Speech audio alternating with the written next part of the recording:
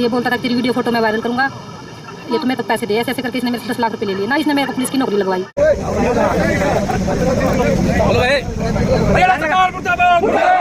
जितेंद्र ने को मारा, पानी पीने पे हमारा छोटा भाई को मारा, ठीक है, गोली चढ़ने पे हमारे भाई को गोली मारी, कुएं में पानी लेने का तो वहाँ पे मारा, किस लिए मारा? वो जाति देख के तो मारा।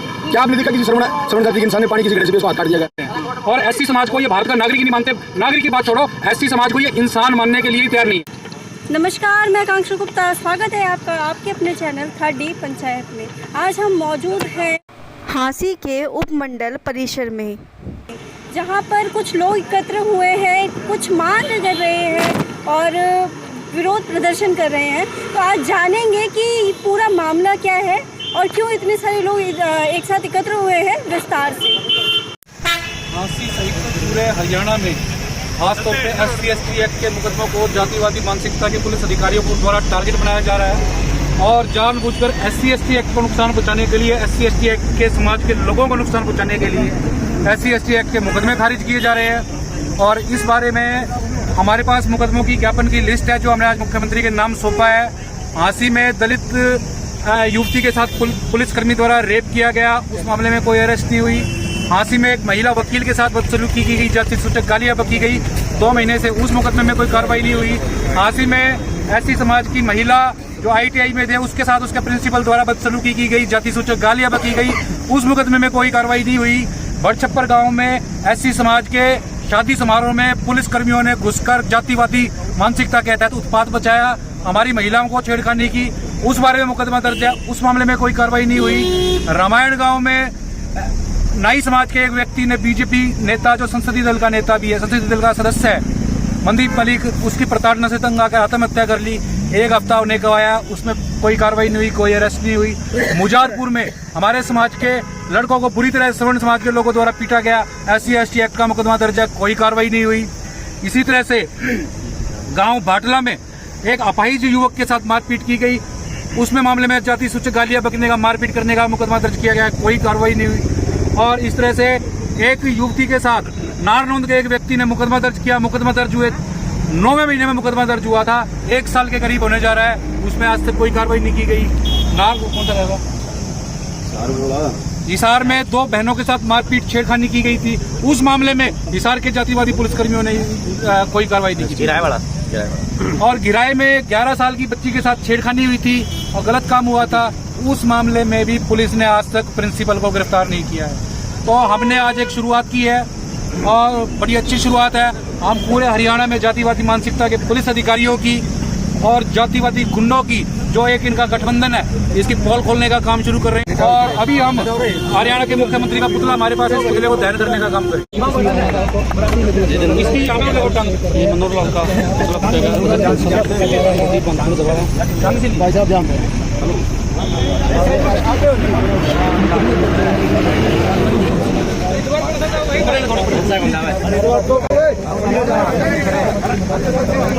बोलो भाई,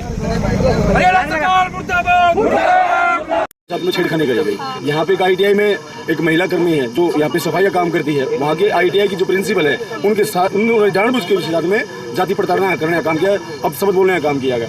यहाँ पे अगर नारनौंद की बात करो वहाँ का एक मुकदमा है, हांसी की बात करो तो यहाँ का है, भटला का पूछो तो वहाँ का एक मुकदमा है, 11 साल की लड़की है गिराई गाँव की, वहाँ का एक मुकदमा है। प्रशासन के लोग उन लोगों से साठ गांठ करके मामले को खारिज करने का काम करते और गिरफ्तारी नहीं डालते। इसलिए आज एक जो बड़ी आवाज़ हांसी की शहर के लोग सचिवालय में उठी और सभी ने एक निर्णय लिया कि आज हांसी के अंदर ही नहीं, ये तमाम जगह पे, चाहे वो हिसार हो, हांसी हो, नारनौंद हो, बरवाड़ा हो या पूरे हरियाणा के अंदर ये एक मुहिम चलेगी। जितने भी मुकदमे हमारे कैंसिल किए जा रहे हैं, चाहे वो SC/ST का है, 354 का, 376 का है, 370D का है, जो भी मुकदमे हैं, हम दोबारा से उनकी सूची निकालेंगे और सूची निकाल के हम प्रशासन के जो लोग हैं, जो जिनकी मानसिकता जातिवादी हो चुकी है, उनको समझाने का काम करेंगे। ये लोकतंत्र है, ये संविधान से चलता है, देश बाबा साहब ने संविधान लिखा है उससे चलता है, आप लोगों की मनमानी से नहीं चलेगा। अगर आप लोगों ने हमारे साथ में लगातार रहने अत्याचार किया तो फिर हम बिल्कुल भी बर्दाश्त नहीं करेंगे। मैडम देखिए, ऐसा है कि आप लोग अक्सर पुलिस कार्यालयों में जाते हैं या पुलिस कर्मियों को देखते हैं, उनके बदन पे खाकी वर्दी होती है, ठीक है।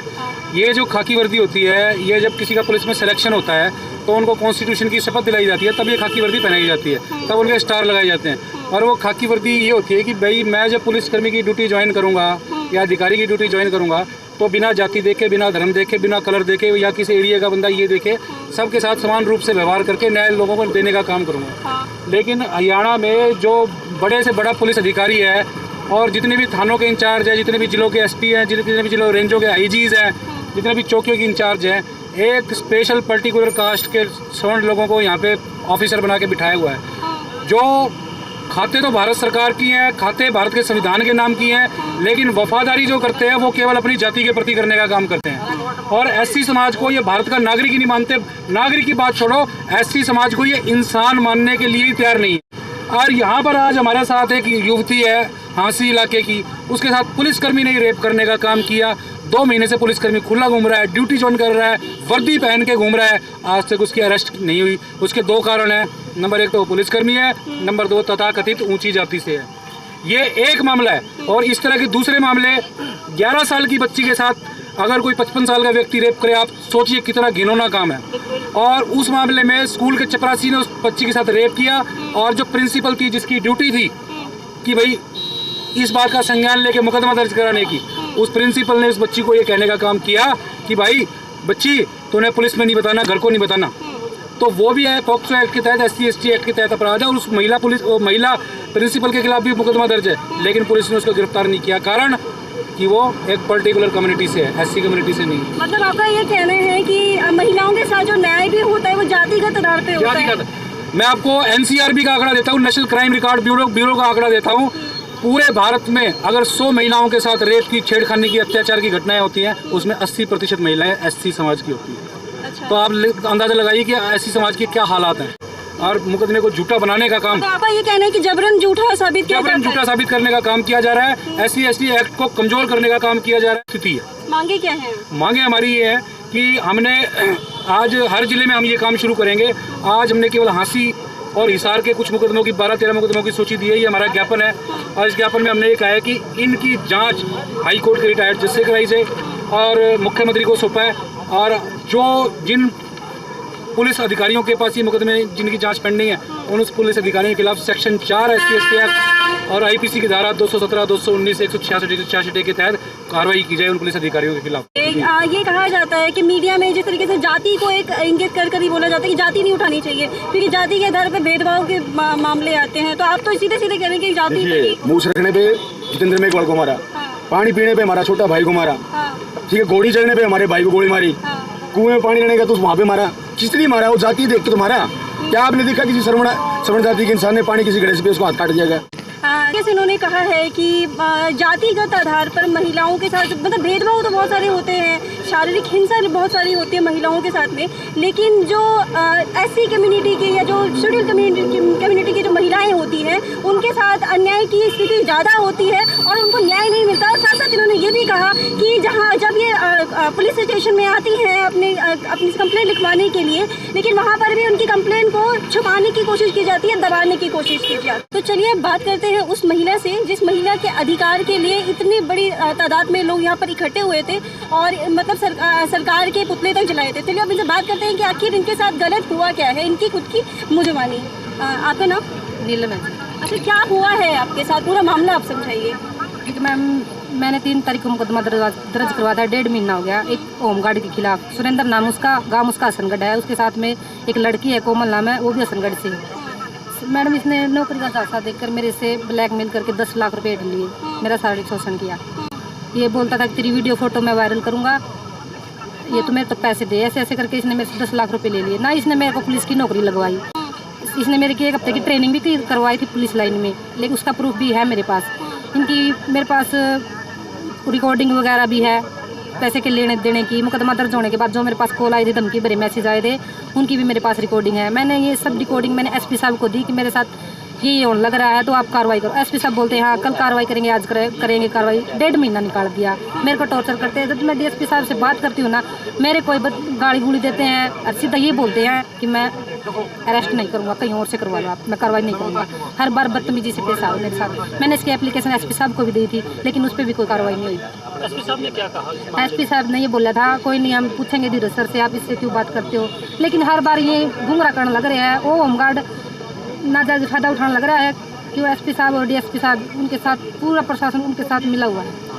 अच्छा, जैसे ये कहा जा रहा है कि पूरा का पूरा मामला छुपाने की कोशिश की जा रही है, जो आपने कंप्लेन करना चाह रहे हो उसको भी दबाने की कोशिश की जा रही बिल्कुल है। ये बोलते हैं कि आप कोर्ट कचहरी के चक्कर काटोगे, मुकदमा वापस ले लो। अच्छा, मतलब जबरन आपसे मुकदमा वापस लेने के लिए हाँ कहा जी, जा आप रहा है। बिल्कुल जी। आप ये बोलते हैं पैसे कहाँ से लाए? मैंने पैसे, मेरी टूम बेच रखी है, मैंने गिरवी उठा रखी है, मैंने मतलब पैसे ब्याज पे भी उठा रखे हैं। तो मैंने इनको प्रूफ भी दिया कि मैंने देखो ये 10 लाख रुपए दे रखे हैं, उनकी रिकॉर्डिंग भी मेरे पास, तो भी ये कुछ भी कार्रवाई नहीं कर मतलब आपके पास सारे सबूत हैं? हाँ जी बिल्कुल है। मैंने सबूत के होने के बाद भी आपके साथ मतलब कोई हाँ जी, पहले मैं मीडिया में आई थी, जब मैं इनके साथ गई थी कि उनको उठा के ले आऊंगी, लोकेशन मिली सर, वहाँ पे जाके बोलते कि करंट लोकेशन नहीं मिल रही है, हम कहाँ से उठाए। फिर ना 2 दिन का टाइम आएंगे, आज 6 दिन हो गए, कोई भी कार्रवाई नहीं होने लग रही। नहीं उनका साथ देने लग रहे हैं जी, वे इस चीज़ का फायदा उठा हुआ है। प्रशासन से क्या मांगे आपकी? बेमन इंसाफ मिलना चाहिए, इंसाफ मिले। अगर इंसाफ नहीं मिला तो मैं यही देती हूँ। मतलब इनकी ये मांग है कि इन्होंने जो इतना ज़्यादा मतलब इनकी एक नौकरी के नाम पर इनके साथ शारीरिक उत्पीड़न हुआ, और या इनके साथ मतलब इन्होंने जितनी कंप्लेन लिखवाने की कोशिश की वो भी इनकी कंप्लेन नहीं लिखी गई। आज के लिए इतना ही, मिलते हैं अगले कार्यक्रम में। मैं आकांक्षा गुप्ता, नमस्कार।